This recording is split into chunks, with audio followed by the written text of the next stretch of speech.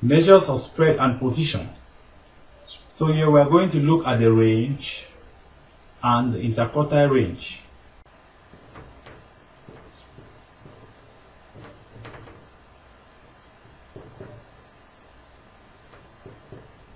So given this data 2, 5, 7, 3, 5 and 9, we have to look for the range.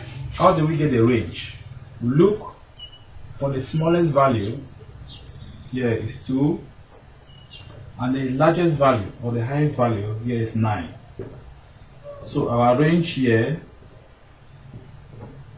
is from 2 to 9. So range is maximum value minus minimum. So here we shall have our range be equals to 9 minus 2, which gives us 7.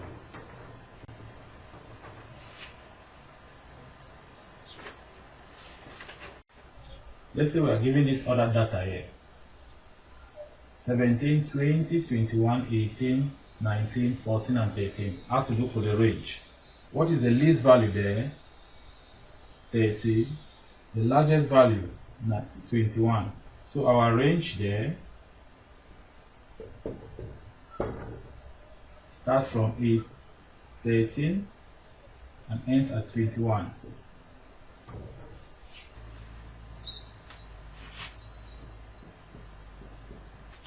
So to get our interquartile range, our data has to be arranged from the least, from the smallest value to the largest value. So if we are given this data to look for the interquartile range, so let's say our data is arranged from the least to the largest value. Let's just look at this figuratively in that order.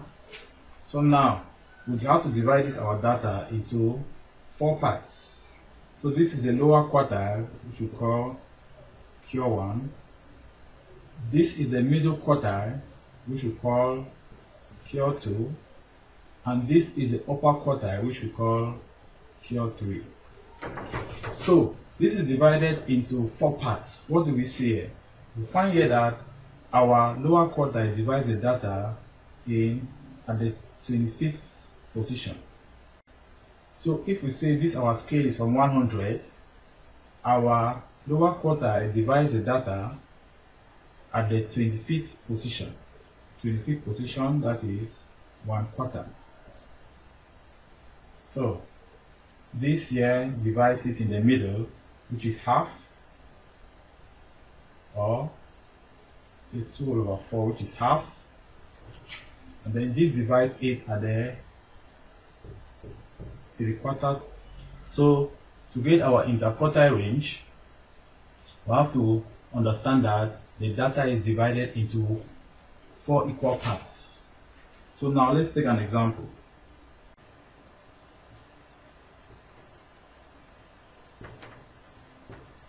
So let's say we are given this data and asked to look for the interquartile range. So the first thing we have to look for is the lower quartile. After that, we look for the upper quartile. So how do I get the lower quartile? So before I get the interquartile range, I have to make sure that my data is arranged in increasing order. So there I have -3, -1, 2, 3, 4, 5. So there are 1, 2, 3, 4, 5, 6. 6 entries.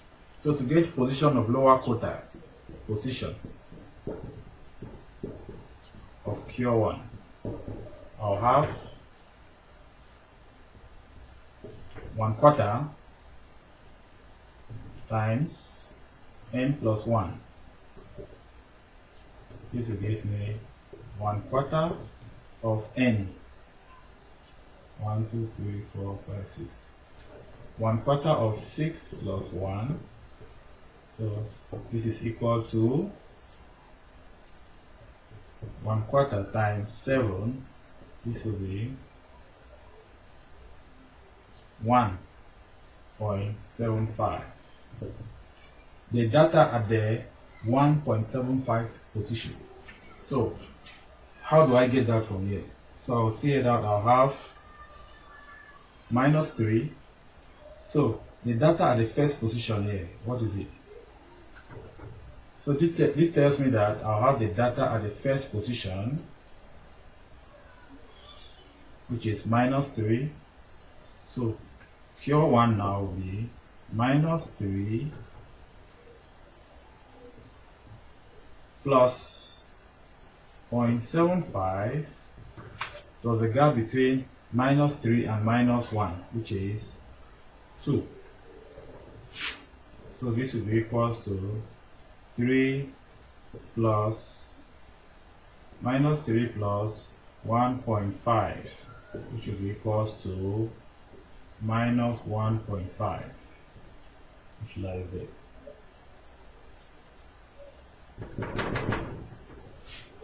So how do I get my upper quartile, position of upper quartile? Position of Q3 will be, so it lies 3/4. So this is 3 all over 4 n plus 1. So this is equals to 3 all over 4, 6 plus 1, 3 all over 4 times 7. What will that give us? It will give us 21 all over 4, which is equals to 5.25. So now what do I do with this? I'll use this 5 to get the position, and then I'll multiply the gap by 0.25. So what is at the fifth position? Come here. 1, 2, 3, 4, 5. So I'll have there 4 plus 0.25. The gap between 4 and 5 is 1. It gives me 4.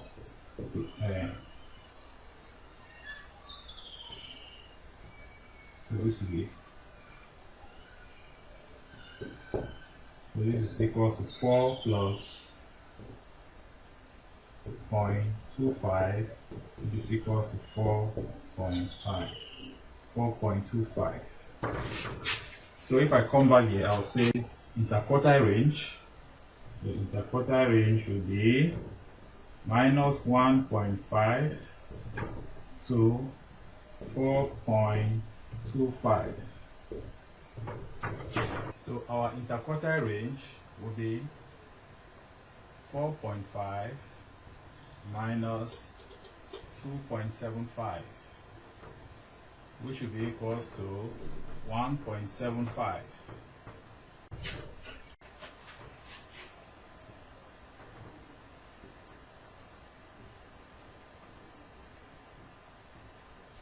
Let's say we are given this other data to find the lower quartile, the middle quartile, and the upper quartile.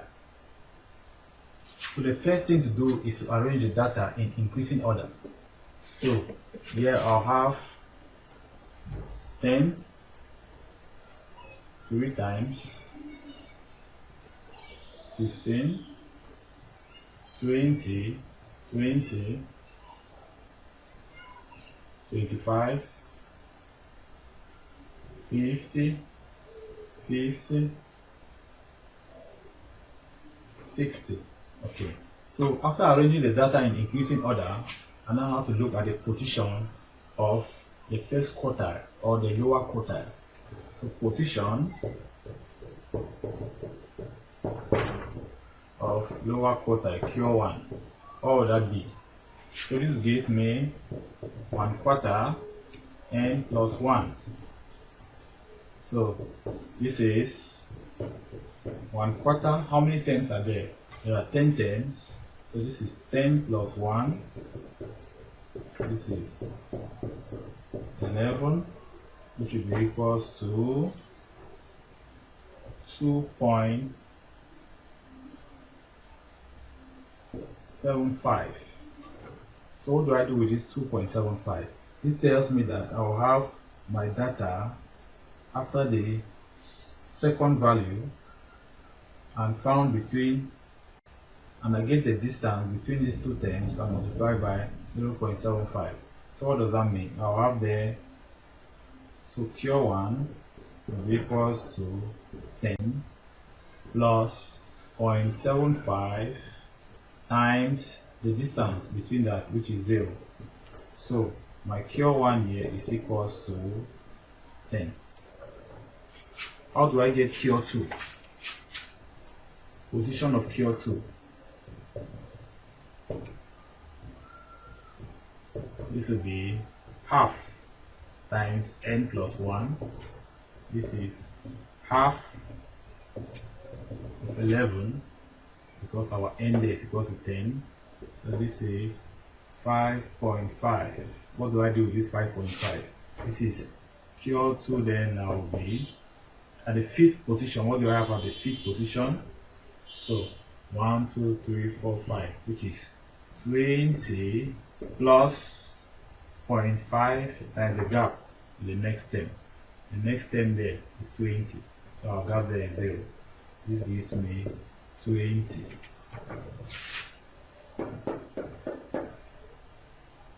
So now how do I get Q3? Position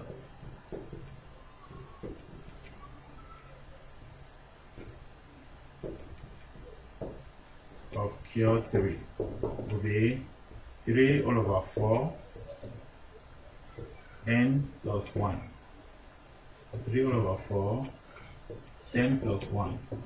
So this is 3 all over 4 of 11, which is 33 all over 4 equals to 8.25. So I have to look at the data at 8th position, which is 1, 2, 3, 4, 5, 6, 7, 8. So I have it there.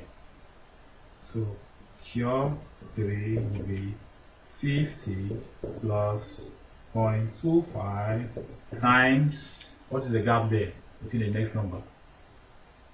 0. So this gives me 50.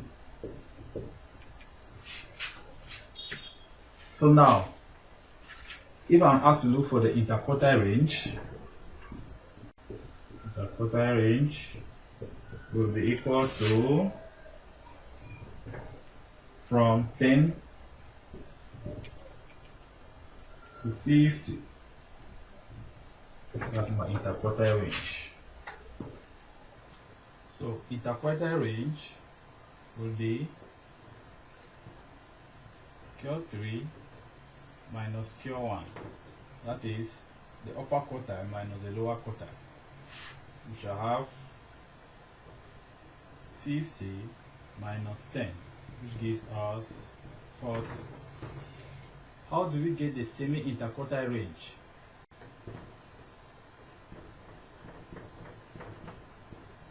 This is the average of the difference between the upper quartile and the lower quartile. So here we shall have 50 minus 10 all over 2. So this is 40 divided by 2, which is equal to 20. Here range equals to 60 minus 10, which is equal to 50. Let's look at data that is given as a frequency table. If we are asked to look for the lower quartile and the upper quartile, what do we do here? First thing, we come out with a cumulative frequency column. Cumulative frequency. So now, add the frequencies downwards. So I have 2 there, plus 5, 7. 7 plus 5 gives me 12. 12 plus 8 gives me 20. 20 plus 4 gives me 24. 24 plus 5 gives me 29. 29 plus 1 gives me 30. 30 plus 1 gives me 31. 31 plus 3 gives me 34. So this tells me that there are 34 entries in all of these data. So now, how do I get the lower quartile? We call that Q1. So position of lower quartile will be 1/4 times n plus 1. This is 34 plus 1. So this will be 1/4 of 35, which will be equals to 8.75. So now, what am I going to do with this 8.75? So I look at the data at the 8th position. So now, look at my cumulative frequency table. So after adding all the 5s, I am still at the 7th position. I'm still at the 7th position.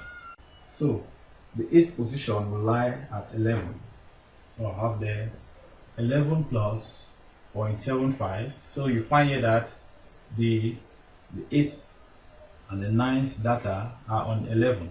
So the gap there is 0. That's why I'll have there 0, which will be equals to 11 plus 0 is equals to 11. So how do we get the middle quartile position? Will be half of 34 plus 1. So this is half times 35. This is 17.5. So let me look at the 17th position.